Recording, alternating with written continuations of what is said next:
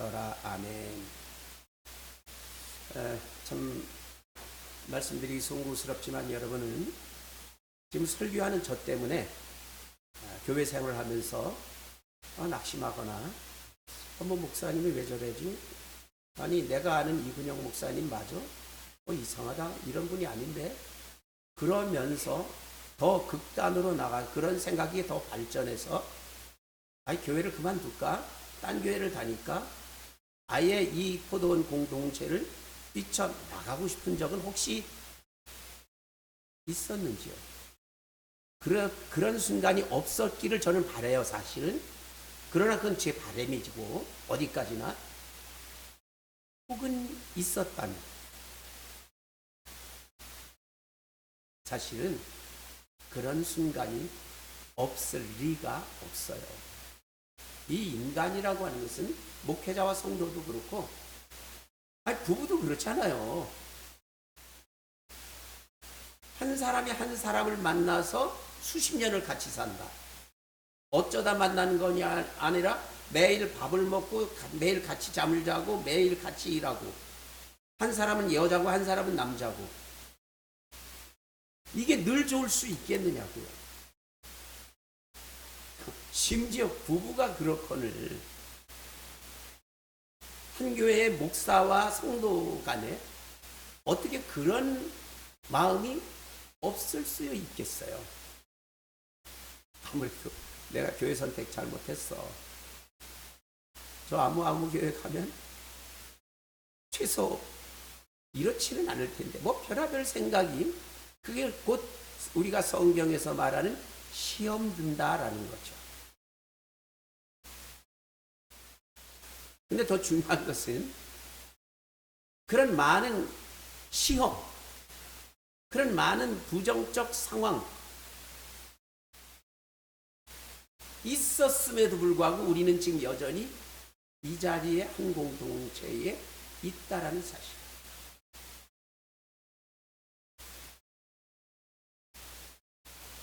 우리에게는 어떤 직분자들, 나보다 예수를 잘 믿는다는 사람, 나보다 기도를 더 많이 한다, 나보다 헌금을 훨씬 더 많이 한다, 나보다 교회 생활 신앙생활을 훨씬 더 많이 한다, 교회 직분에 뭐 이런 위치에 있다라는 바로 그분들 때문에 내가 심각한 믿음의 상처를 받고 신앙의 회의감이 들 때가 있는 거예요. 오늘 말씀이 바로 그 얘기입니다. 그 얘기. 다른 얘기가, 오늘 말씀이 그 부분을 얘기하는 거예요. 나보다 잘 믿는 사람들에게 피해를 보고 슬픈 탄식에 들어간 한 연약한 인간의 이야기입니다. 오늘 얘기죠. 자, 우리가 아는 대로 믿음의 조상, 이 사람보다 더 훌륭한 믿음의 사람이 없어요. 근데 그 가정에서 아주 언해피한 일이 발생합니다. 그 가정에서 부리는 여종, 자기의 동격이 아닌 훨씬 아주 밑바닥의 인생인 여종 하나를 농락한 거예요. 성적으로. 그것도 남편이 일방적으로가 아니라 그 아내가 뭐 시켜서, 이런 일이 믿음의 가정에서 일어난 거예요. 자식이 없이 이 늙은 아브라함 부부의 집에 바로 종살이하는 그 애굽에서 온 하갈, 이 여자가 지금 취업이 되어 있어요. 여기서 아브라함 부부는 갑이고요, 하갈은 확실한 을이에요. 갑을입니다. 근데 어느 날 사레라는 여주인이 이게 남편에게 얘기를 하잖아요. 여보, 하나님이 내 몸엔 아기를 안 주신 것 같아요. 당신 제 그 몸종 하갈 밤 내가 허락해 줄 테니까 데리고 자세요. 뭐 이거예요. 이렇게 해서라도 자식을 얻으려고 하는 그 노 부부의 사정이 사실은 이해는 돼요. 어떤 사정이 있었죠?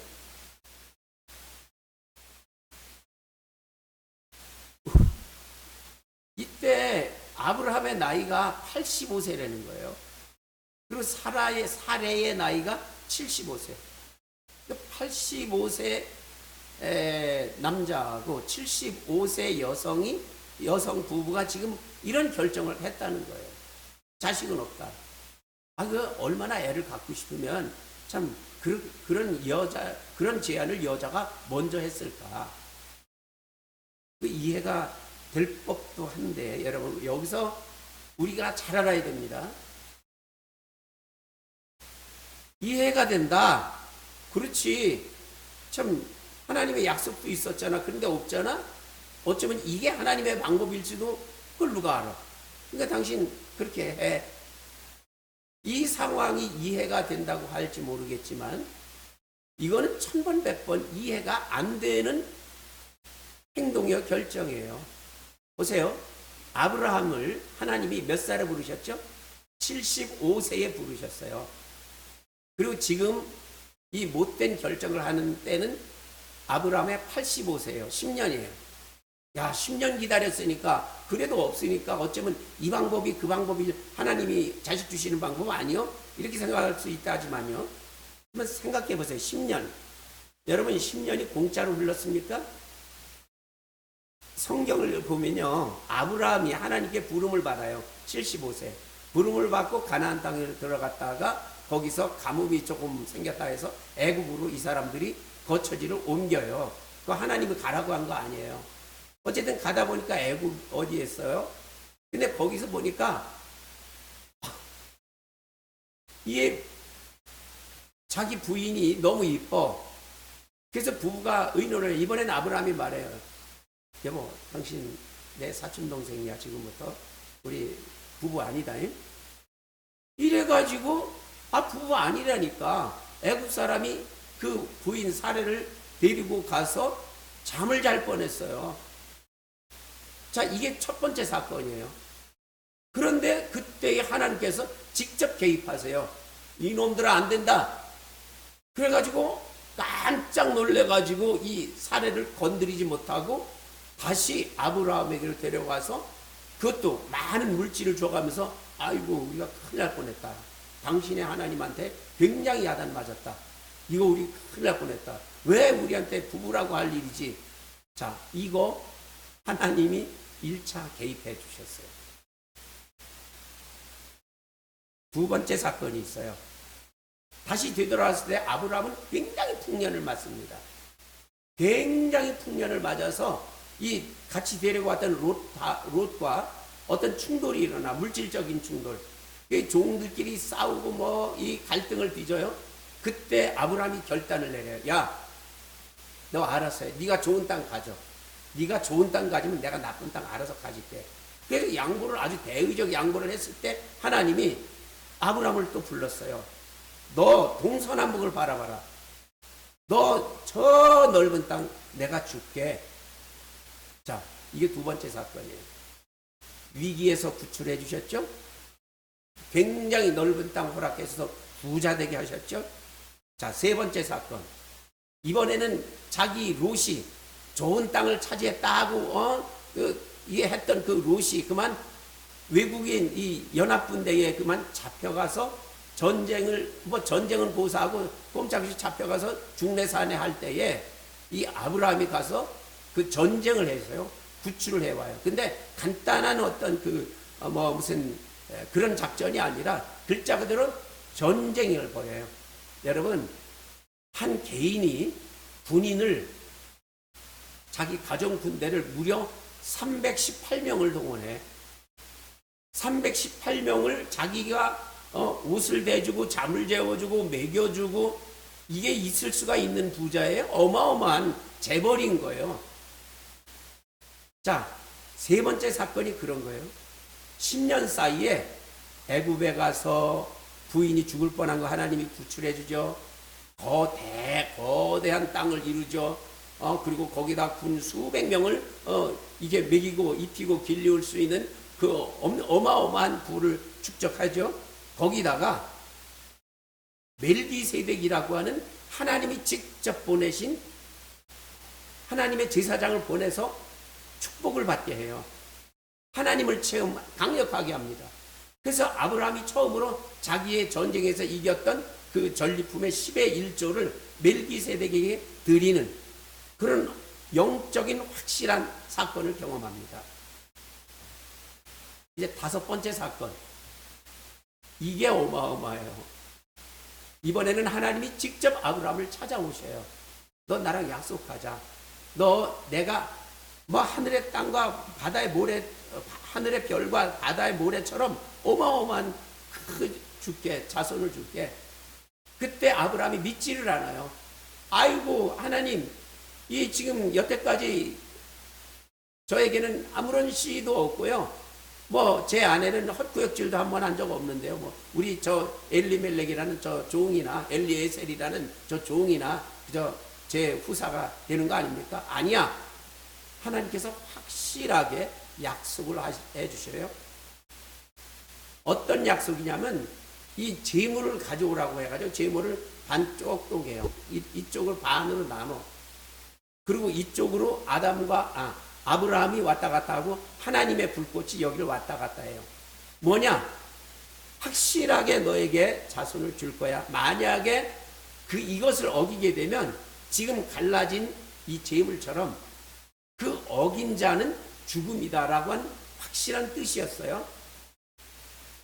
자, 아브라함이 하나님께 부름을 받고 보낸 10년 세월이 이런 것들을 경험하는 10년이에요. 그렇다면 그때까지 애가 없다 한들 여러분 같으면 어떻게 되겠습니까?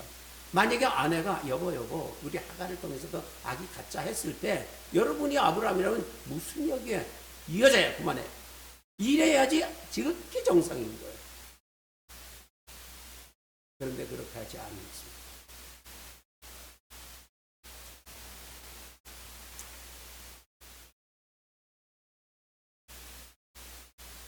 아브라함은 하갈에게 임신을 시키고야 말았습니다.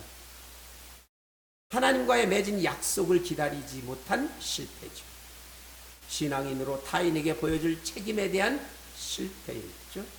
자신의 정조를 지키지 못한 실패, 전 인격적인 또 영적인 실패였습니다. 이때 완전히 아브라함 부부는 하나님을 떠난 상태라고 봐야 돼요.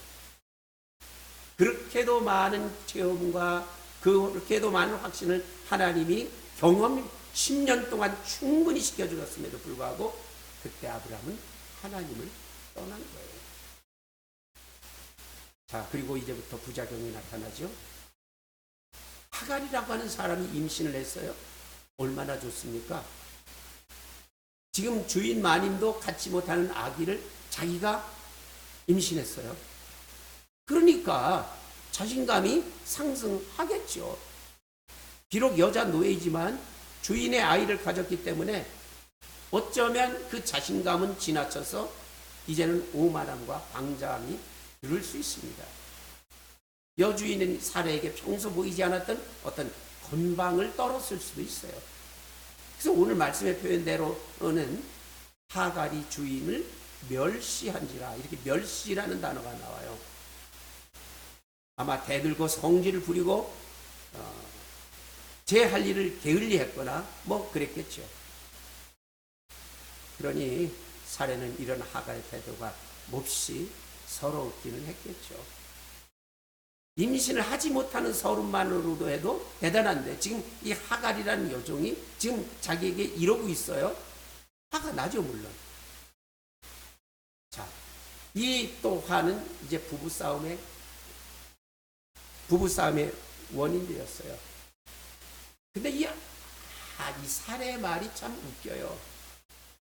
모든 원인 제공은 자기가 해놓고 책임을 아브라함에게 돌려요.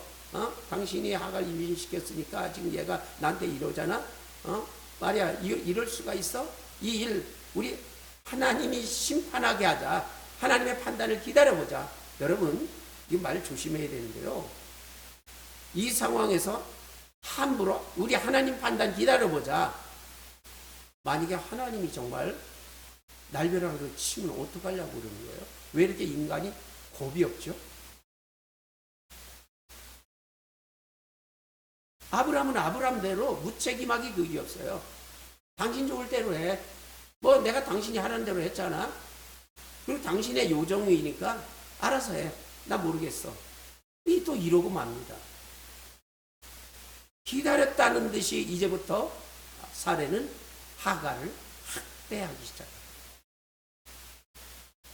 사례가 임신하여 배가 불룩한 하갈을 학대합니다. 자, 이제 여기까지만 보면요. 하갈이라고 하는 이 평신도, 하갈이라고 하는 평신도는 믿음 좋은 신앙의 선각자 부부에게 육체적, 정신적, 영적, 물질적 이런 아주 심각한 상처를 받았어요. 이때 하갈이 할 수 있는 딱 하나의 일은 하나밖에 없어요. 도망가는 거죠. 도망치는 거예요. 아, 이러고 내가 이 집에서 못 살겠네. 집으로 가자. 이 사람은 출신이 애굽이라고 했잖아요. 애굽으로 도망갑니다. 바로 그때 하갈이 그렇게 아브라함의 집을 울면서 뛰쳐나온 후에 가장 피곤하고 가장 죽을 것 같은 상황에 직면했을 때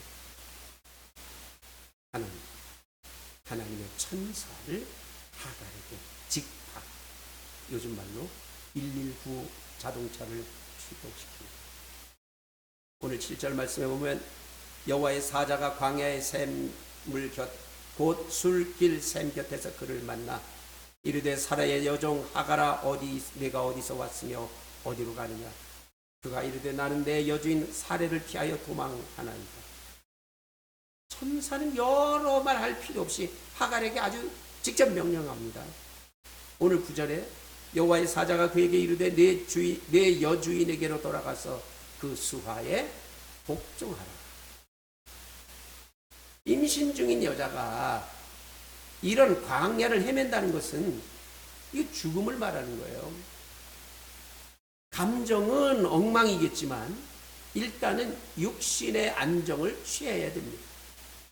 그리고 이제 큰 소망을 하갈에게 전해줘요. 이렇게 10절에 여호와의 사자가 또 그에게 이르되 내가 내 씨를 크게 번성하여 그 수가 많아 셀 수 없게 하리라.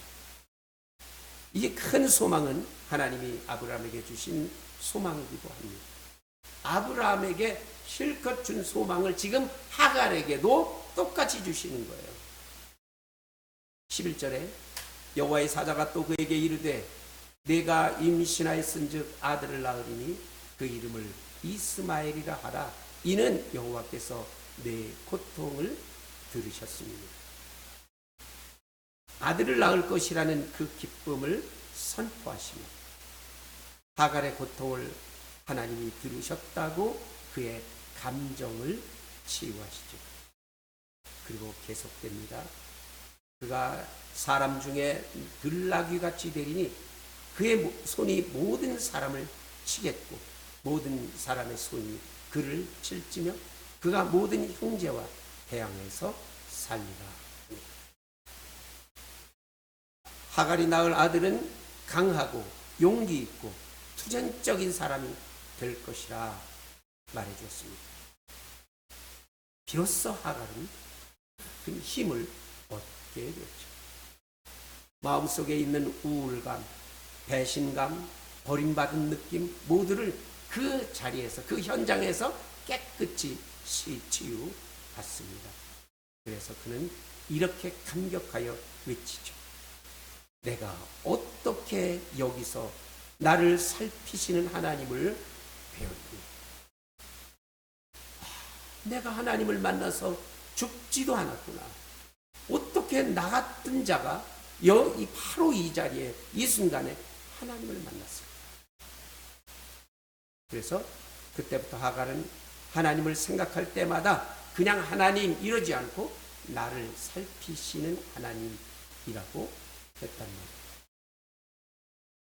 아브라함 부부에게만 함께 하시는 줄 알았던 하나님, 아브라함 부부만 사랑하시는 줄 알았던 하나님이었습니다. 그런데 임신한 몸으로 주인집을 도망나와 고향 땅 애굽으로 가는 광야, 그 사막의 한 복판에서 목이 말라 죽을 지경에 샘물 곁에 앉았었는데 거기서 여호와의 종이 나타나 주십니다. 자기가 해야 할 일을 가르쳐 주셨습니다.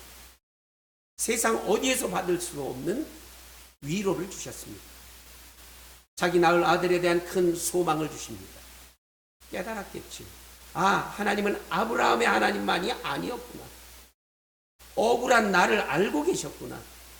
내 서름과 내 연약함과 내 방황과 내 인생의 모든 순간순간 다 알고 계셨구나.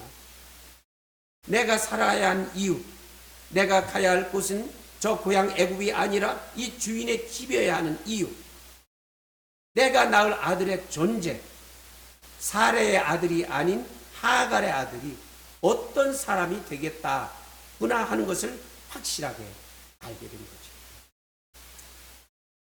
죄인의 하나로서 하나님을 만나고도 죽지 않고 살아있게 하셨습니다.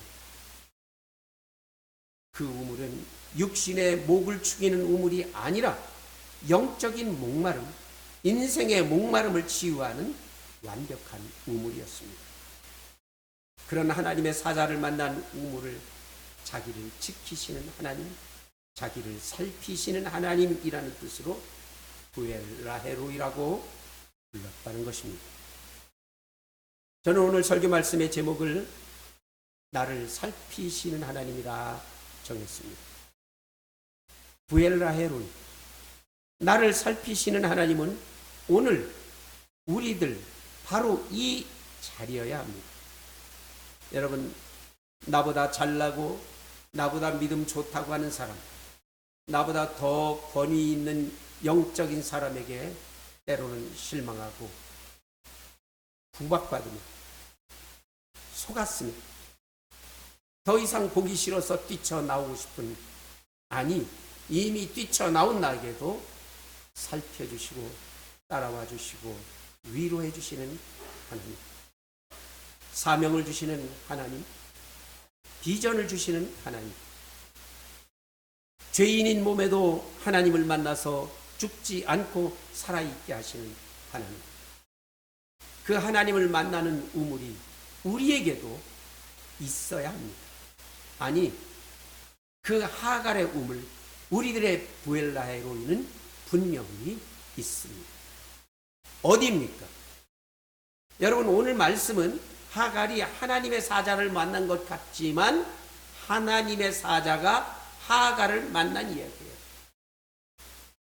오늘 7절 초반에 이렇게 되어 있죠. 여호와의 사자가 그를 만나. 8절 초반에 이르되 사라의 여종 하갈아. 9절에 여호와의 사자가 그에게 이르되. 10절에 여호와의 사자가 또 그에게 이르되. 11절에 여호와의 사자가 또 그에게 이르되. 이 대화의 모든 주도를 여호와의 사자가 하고 있어요.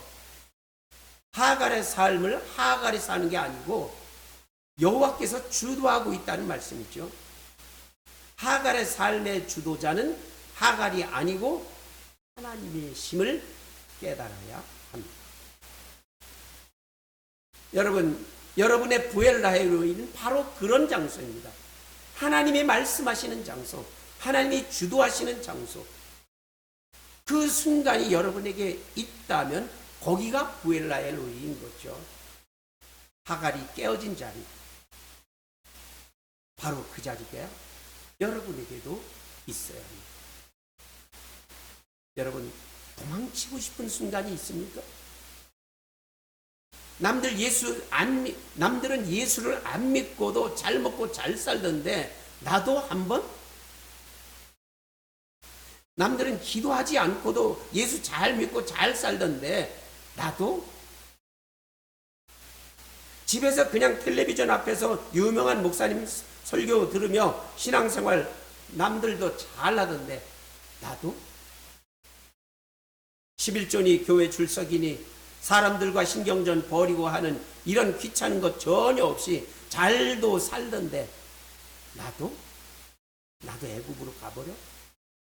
여러분, 바로 그때가 가장 위험한, 임신 중에 여인이 광야 사막의 우물 곁에 있는 순간임을 알아야 합니다. 그러나 그 순간 너 그러면 안 돼. 어서 돌아가서 더 열심히 내 신앙의 자리로 가라. 이런 마음이 들었다면 바로 여호와의 사자 성령의 음성을 들으신 줄 믿으시기 바랍니다. 거기가 여러분의 부엘라의 로이임을 믿으시기 바랍니다.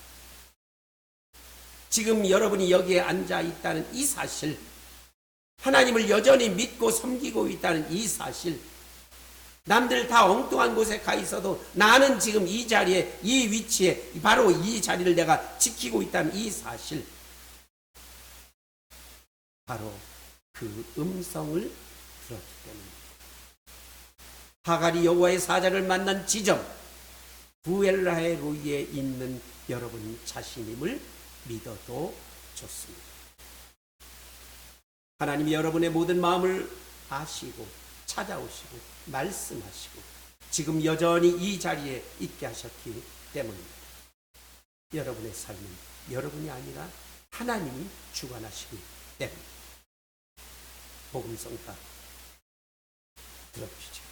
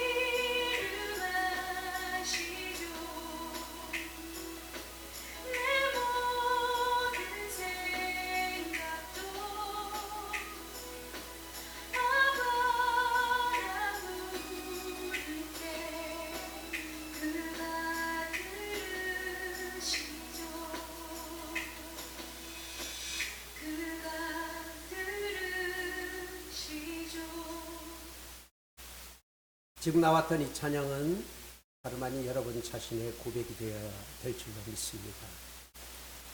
오늘 말씀의 결론을 드립니다. 나를 살피시는 하나님. 오늘 말씀의 제목입니다. 모든 것을 포기하고 싶은 이 처절한 순간에도 나를 살피시는 하나님이 계심을 믿고 오늘도 다시 힘을 내시기 바랍니다. 그 엘라에로이는 여러분 곁에 언제나 있습니다. 어떤 순간에도 하나님이 여러분을 살피십니다. 기도하겠습니다. 그 엘라에로이의 하나님을 오늘 확인시켜 주시니 감사합니다. 약하고 천하고 피해를 보고 분노에 차 있고 참으로 어디 갈지 몰라 방황하는 하갈과 같은 인생인 우리 자신들, 이 어지러움 속에서도 하나님의 사자를 보내주시고 힘을 주시고 소명을 주시고 다시 주어진 길을 걸어가게 하시는 하나님, 그 엘라에로이의 하나님, 나의 하나님, 나를 살펴주셨어요. 또 힘을 내요. 주께서 나에게 보내주시는 그 삶의 자리, 그 믿음의 자리, 신앙의 자리 돌아가 우리의 최선을 또 다할 수 있게 하여 주시옵소서. 예수님 이름으로 기도드리옵나이다. 아멘.